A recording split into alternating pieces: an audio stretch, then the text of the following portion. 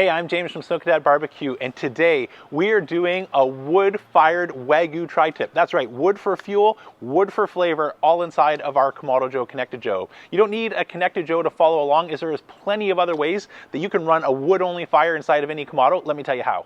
So there are 3 ways that we can amp up the wood flavor inside of any Kamado style grill. The first is if you have a secondary fire that you're able to burn down to coals, whether that be a fire pit, or I've even tested it with my solo stove or something like my offset smoker, where I can transport those hot coals directly inside of our Kamado Joe. I did a Santa Maria style tri-tip in one of my Big Joes, and this was absolutely amazing. The con with this though is you need a fire pit or a burn box somewhere else in order to continually produce enough hot wood-only embers to transport them over to our Kamado Joe. The other way that I shared a couple years ago is wanting to see and compare, can I get more of the offset experience inside your Kamado Joe? I cooked a brisket using wood only, and the only way that you could really sort of pull this off is to bank all of our coals to the back and add a small couple of wood chunks. And just like the brisket experience, where you have to interact with your fire every 15 to 20 minutes or so, especially with small size splits, this was the day that I signed up for that brisket. But I was able to turn out at that time one of the best tasting briskets that I've ever done inside my Kamado Joe. That was until I developed the third way. The third way, I need a couple of props, but this is one that I started doing a few years ago to amp up more wood flavor. I started playing with what we can add to our ash drawer and take advantage of hot coals and embers falling down and potentially combust our wood, starting with wood chips to pellets all the way up to reasonable sized chunks. I've been able to get these to burn nice and clean and supplement the wood smoke that we can add inside of our Kamado for the past couple years. But now there's even products like the Camp Chef Woodwind Pro, where there's a dedicated smoke box, which is doing kind of the same idea as what I've shared here on my Kamado Joe, where you pull it out, add a wood chunk, chips, charcoal, pellets, you name it, and add it back in, and you can increase the smoke flavor on otherwise a grill category that doesn't impart as much flavor as any other backyard barbecue that I own. And so recently I put the Camp Chef Woodwind Pro head-to-head against my Oklahoma Joe's Highland offset smoker to see if pellets for heat and wood for flavor in the smoke box could compete against wood for heat and wood for flavor in the Oklahoma Joe's, and it wasn't able to match the result. Next, I repeated the test, but this time with the Masterbuilt Gravity Series, which I've done a couple videos before, running a wood-only fire. And the advantage that the Masterbuilt has versus any other example I've done running pure wood is the fan controller was able to help keep really consistent temperatures of 275 degrees, a flat line, even though it was looking like an offset inside there where I'm seeing open flames all throughout the entire cook. And while the Camp Chef was closer, it still couldn't compete with wood for flavor and wood for fuel. But now that the Kamado Joe Konnected Joe is on the market, I can't help but wonder if we could get the best of all worlds combined in one grill.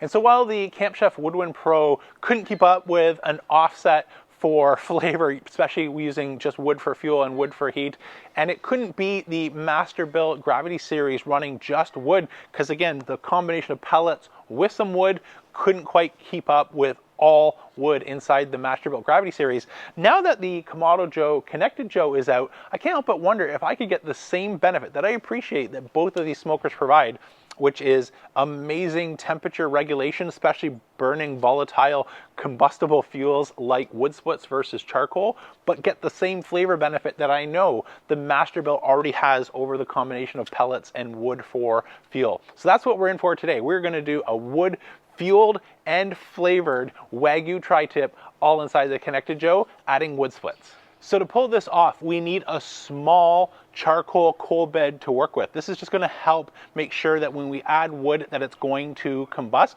and then we'll be ready to start our cooking process. Since this is a Wagyu tri-tip, I'm going to keep the seasonings incredibly simple. Salt and pepper only. With Wagyu, we really want the beef to be the hero. If anything, I might add just a hint of garlic, but that's it. We want the tri-tip to be the star. So whether you're following along on something like the Kamado Joe Konnected Joe, a regular Kamado Joe, like when I've done my brisket, or even something like the Masterbuilt or the Camp Chef Woodwind, all of these start the same way, which is we need a good coal bed to make sure that we're getting nice, clean combustion. If we were just to add sort of cold or damp wood right in there, we would get sort of creosote and white smoke. And so to help offset that, we want to start with a good coal bed. So let me take you back a couple minutes ago to show how I like to set up, and you could apply this to any grill that you're using. I do the same thing in Masterbuilt as I do with the Kamado Joe Konnected Joe, as I would my analog Joe, and that's get a little bit of a charcoal bed ready to go. So let me show you the setup, and then I'll rejoin you when we're getting ready to get our tri-tip on.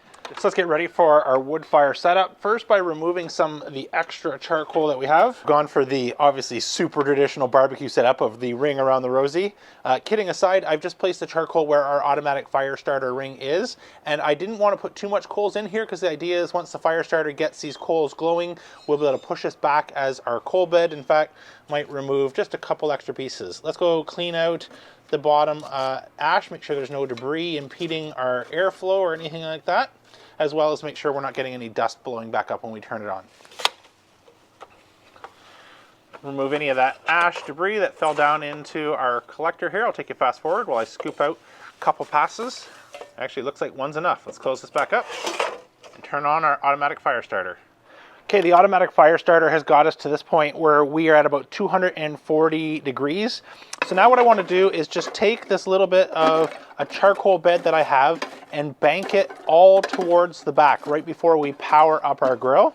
Then what I've done is I've taken a couple wood chunks and just broke these down into small pieces. If we were to go with a large piece, it's just not going to burn and give us good combustion. So what I like to do is add a couple pieces right now before we turn the grill on. The fans are going to help kick this up into flames, is place a couple like this right at the back. And then, like I do on my offset where I use the warming drawers, I like to place a couple of chunks that I'm not using right up here at the front so they start to warm and dry out. And then we will roll them into our coal bed a little bit later on. I'll take a fast forward while I just place these down in there, out of the way of the fire. Perfect, that looks good. Let's get our divide and conquer rack in. Drop in our divide and conquer rack. And just like how I set up for my brisket video, I want to be able to create a bit of an indirect zone to start our reverse sear process. So I'm going to place one deflector here, which is going to allow that fire to burn directly underneath, but I can also have access to the fire. So when I need to grab another wood chunk and throw it in, I'll be able to reach these and work with the fire without having to touch and move any hot components. Let's get a cooking grid. We'll close this vent in a second. It'll want me to do that, but I'm going to set it up for 275 degrees Fahrenheit. There we go, there's our reminder. Let's adjust our top vent. And again, that's only going to be about 1/4 of an inch, or maybe not even a pencil's width open. Okay, so we are ready to get our tri-tip on, but you can notice here I've made an adjustment to our game plan. When I had the control tower top closed all the way and using the fan, it wasn't allowing enough air for that wood split that we've added inside to combust and to burn into open flames. So to compensate for that, what I've done is I've turned the fan up to a temperature it just can't achieve with the amount of fuel that we have in here, like 450 degrees, which is keeping the fan going constantly, as well as opening our control tower top. And that is getting good airflow. So when I open it up, I see nice clean combustion on those wood splits. Speaking of wood splits though, I can tell it's time to add another 1 or 2 into our coal bed here. So let's just move that over, grab our tri-tip, place this right in the area where we've got good indirect protection. And another reason that I like the deflector like this is the heat's going to come up, hit this. You can even kind of see that happening right now. And the smoke's going to come out, hit there, get into our dome, and then sort of do a bit of a circulation pattern. So we've almost created a backyard version of a slow roller where we're rolling some of that forced air up and over top of our tri-tip. Let me move the camera. I don't know if you can see the angle that I have here, but because we've preheated those splits, they've already combusted and started to burn nice and clean. Let me take glove off here and show you that. So if we just get down in there, you can see that those wood splits have started to burn nice and clean. And as soon as the fan kicks back in, we close this up, they'll be burning nice and clean. Okay, the meter says it's time to get our tri-tip off, let it rest while we crank the heat for the sear mode. Look at that, looks good. As you can see, I also adjusted our game plan of adding a second deflector. I noticed when I was adding the wood splits with a single deflector that the flames would lick up in behind this. So maybe if I just simulate that now, since we're going to add a couple more wood splits for our Inferno mode sear. What was happening is those flames were flying up in behind the deflector plate here and starting to burn the outside of our tri-tip. So by adding the X accessory rack and a second deflector, I was able to really make sure that we sealed that off really, really well.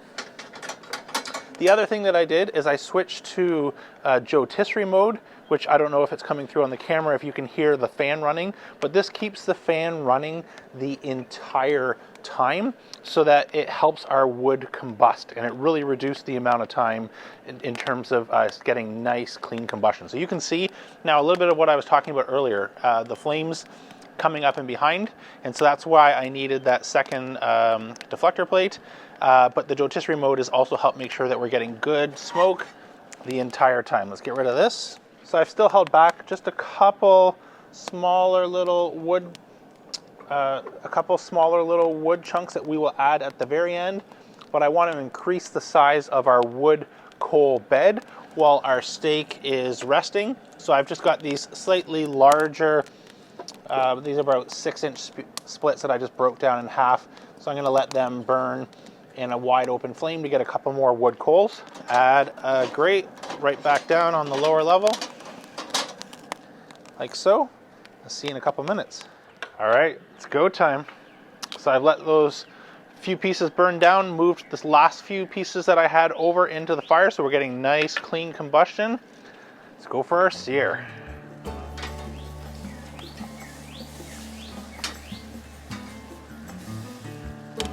Flip it.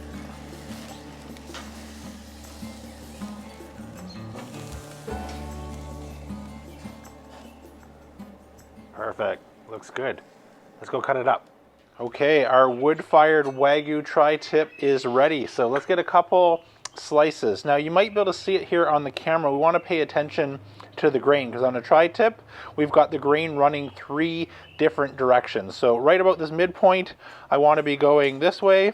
Down here by the tip, I'll start off some slices like here, and then we're going to flip to sideways, if you will, by the time we get up top. So let me start making a couple slices, take you fast forward, and I'll rejoin you for the taste test. Oh my goodness.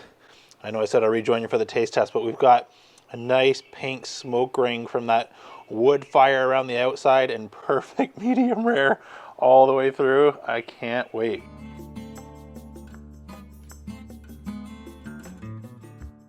Okay, we've got our tri-tip roast sliced into the 3 different grain patterns. Get a piece here out of the middle.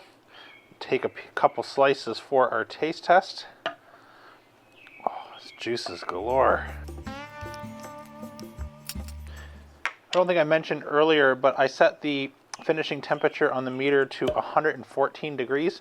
That's just because historically I found we gain at least about 10 degrees during the rest. And this one, if I put the chart up here, you can see went up to about 128 degrees, which for Wagyu is perfect as we've got a lot more intermuscular fat that we want to render and turn into liquid gold. So I think we've done that. Let's dive in for our taste test. Cheers. I don't even know what to say. That's ridiculous. Like, just listen to the words that are coming together here. Tri-tip, Wagyu, wood-fired. This is heaven on a plate while I'm doing another one. Oh. Okay, maybe one more. Maybe we should try another section, you know, for science. So good. Salt Bay. Cheers. Still good.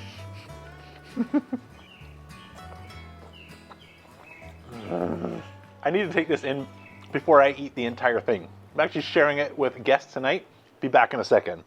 Okay, so I've got that inside, which is giving me time to stop giggling about how good that is. There is just something about fuel and flavor coming together. And in fact, that's part of the reason why I love my offset so much, is we are not using anything else to heat our grill like pellets or charcoal. You're getting the benefit of wood for heat as well as wood for flavor. And the more of it that we're burning, the better the difference is.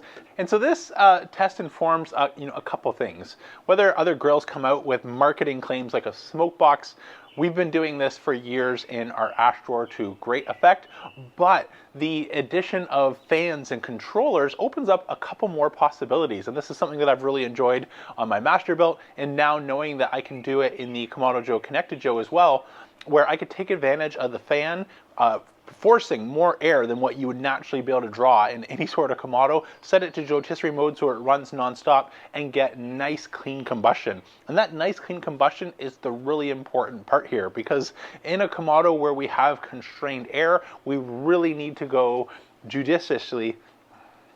We need to really go conservatively with how much wood we're adding, otherwise we'll just start to billow white smoke. And the Konnected Joe takes care of all of this by forcing extra air. Wood splits combust just like that, and we can keep on cooking. If I was doing this manual, you can absolutely do it manually as well. I've cooked an entire brisket this way in my Big Joe analog style. But you just need to, again, make sure that we have really small splits. They're heat soaked and nice and warm on the cool side or the non-fire side, so that when you do roll them in there, that they combust right away. Speaking of offset and the benefit of running a wood fire, we also get a little bit of that offset experience. Like I found out early on with my brisket and this cook, if I show you the meter chart here, it was every 15 to 20 minutes or so, based off of the size of the splits that we could run without the temperatures wanting to go absolutely nuclear and turn our Konnected Joe into a portable bonfire. So doing something like this, if you do want to experience the full wood, whether analog or on something like the Konnected Joe or even the Masterbuilt, where as long as I could get was sort of approaching that 45 minutes to max an hour, you are signing up for a more intensive cook. If you'd rather, not have to interact with the fire as often, the best result that I've ever had is doing something like what we've been doing last couple of years, where we add our wood chunks early on, and then if we want to supplement that cook at our convenience, just throw a couple in that ash drawer and let that continue to cook. And you can buy yourself then a couple hours in between needing to interact with the fire. In fact, we're never even opening the dome and needing to cause our temperatures to spike or start to drop. I hope you really enjoyed this experiment. I know I sure have had fun putting the Konnected Joe through its paces in unconventional ways, including finding out that we can turn it into a bit of an AI-controlled offset Santa Maria-style grill using only wood for fuel and wood for flavor. That's it for today, though. I'm James from Smokin' Dad Barbecue signing off, and remember, don't be afraid to fire it up. See ya.